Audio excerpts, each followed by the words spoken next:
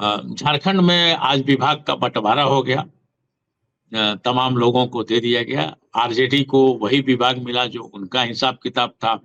जैसे पिछले सरकार में श्रम नियोजन, कौशल विकास और उद्योग था आरजेडी के पास, तो उसी को दे दिया गया। 4 विभाग जो थे कांग्रेस के पास, 4 मंत्री थे, इनके विभागों का भी बंटवारा आपस में हो गया है। डॉक्टर इरफान अंसारी को हेल्थ दिया गया है। उसके बाद दीपिका पांडे को ग्रामीण विकास दिया गया है। नई जो बनी है विधायिका, कम उम्र की, काफी पढ़ी लिखी है, नेहा तिर्की, उनको कृषि आपदा ये सब दिया, ये दिया गया है अजय जी। उसके बाद जो बचे विभाग है उसको आपस में जेएमएम वालों ने बांट लिया है। असली ये कम्युनिस्ट पार्टी बाहर से ही समर्थन देगी। फाइनेंस और सरकार कांग्रेस के पास है। अब हाँ, फाइनेंस कांग्रेस के पास है, राधा कृष्ण किशोर है, और फाइनेंस उनके पास है। कई विभाग उनके पास है, सेल्स टैक्स भी उन्हीं के पास है। संसदीय मामले में के जानकार भी हैं राधा कृष्ण किशोर जी, इसी से संसदीय मामला भी उन्हीं के पास दिया गया है। तो ये सब चीजें हैं अजय जी, ये सब हुआ है। बाकी जो भी है जल संसाधन, उच्च शिक्षा, ये सब जेएमएम वाले ले लिए हैं। लेकिन इस विभाग बंटवारे से यहाँ भी अंतर कलह है। कांग्रेस के कल कई विधायक शपथ ग्रहण समारोह में नहीं गए थे लोग। तो अब देखिए क्या यहाँ का हाल हो रहा है। थोड़ा इंतजार किया जाए किस तरह से काम चल रहा है। लेकिन उम्मीद ये की जा रही है, जनता ये उम्मीद कर रही है, हम सब भी ये उम्मीद कर रहे हैं कि भाई जिस हिसाब से जनता ने आपको वोट दिया है उस हिसाब से आप काम भी करेंगे, जन के लिए काम करेंगे, पक्षपात आप नहीं करेंगे, बाहरी भीतरी नहीं करेंगे, और सिर्फ राज्य के विकास के लिए काम करेंगे। अजय जी, कहीं भी अगर बढ़िया काम होता है, 8-10 फैक्ट्री लगती है तो सालों साल चलती है, कई साल चलती है, सिर्फ 1-2 नहीं, 50 सैकड़ों साल चलती है। कई बार मैंने बोला है टाटा को, टाटा कौन, हिंदू थे, मुस्लिम थे, सिख थे, क्या थे टाटा? टाटा आकर के जिस तरह का यहाँ नींव गाड़ करके गए हैं, अब वो आज भी मील का पत्थर साबित हो रहा है।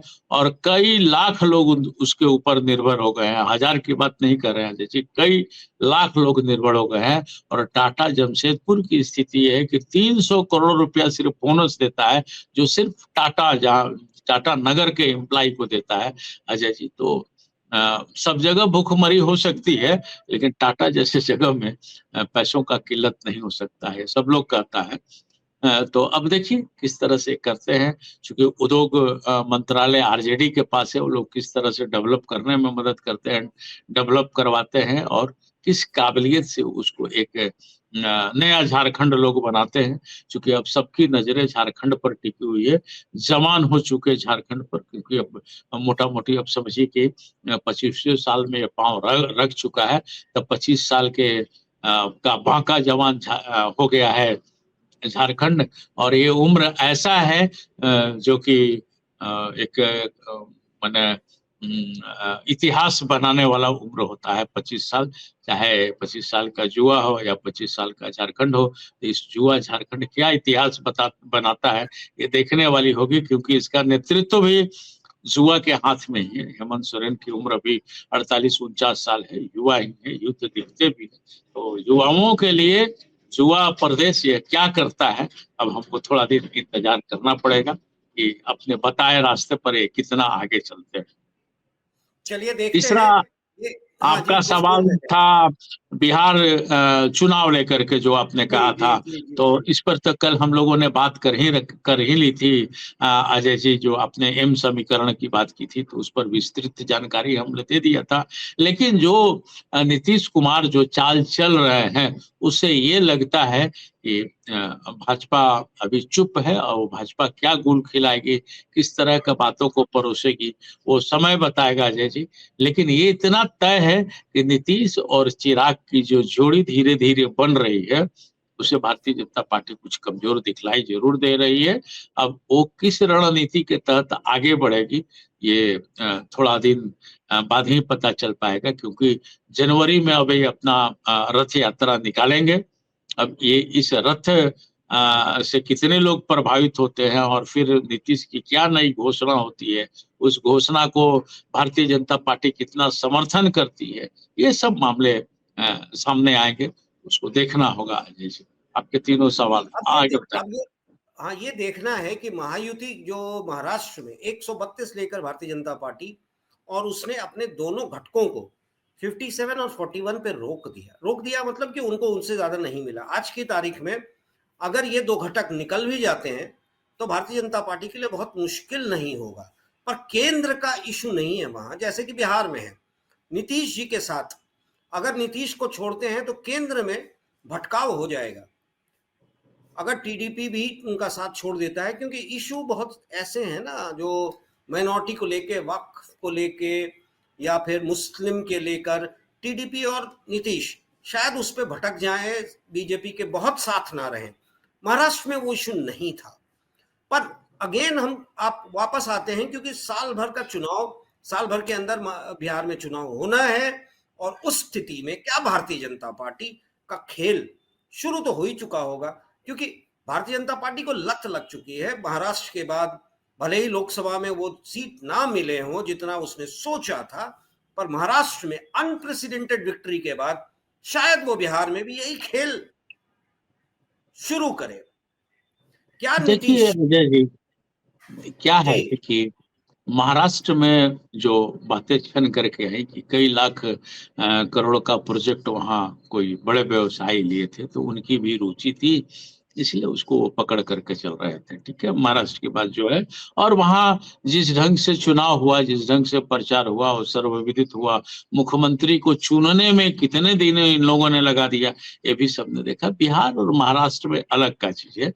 बिहार के लोग वैसे भी काफी तेज माने जाते हैं, खास करके राजनीति की बात करें तो देश की आजादी में भी बिहार की अहम भूमिका रही है। उसके बाद से किसी प्रकार का आंदोलन अगर आप उठाना चाहें, देखना चाहें, नेतृत्वकर्ता की बात भी करें, तो बिहार से ही वो ज्यादा माने प्रभावित हुआ है। बल्कि मैं ये कहूं कि इंडी गठबंधन का भी गठन बिहारी नहीं किया था, जिसका परिणाम भले चाहे जो हो गया हो, लेकिन अगर ये नीतीश कुमार इंडी गठबंधन के साथ रहते तो आज रिजल्ट कुछ और आता। मैं सामान्य सी बात कर रहा हूँ, किसी का पक्ष लेकर के मैं बात नहीं कर रहा हूँ। तो अभी मैंने कहा भी कि राजनीति के माहिर खिलाड़ी हैं नीतीश कुमार।